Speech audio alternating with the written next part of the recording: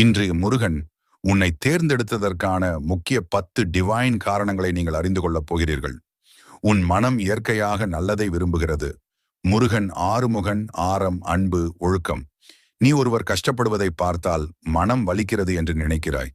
இதுதான் முருகன் உன் உள்ளத்தில் இருப்பதற்கான அடையாளம். நீ பிறருக்கு உதவ விரும்புகிறாய், சமயம் இல்லாமல் கூட, பிடித்த அளவு கூட உதவ முயல்வாய். அந்த தர்ம மனம் முருகன் அருளின் தன்மை. உன் மனம் தூய்மையாக இருக்கிறது. நீ யாருக்கும் தீமை நினைப்பதில்லை. உள்ளத்தில் தூய்மை உள்ளது. இந்த தூய்மையே முருகன் அருளை இழுக்கும் காந்தம்.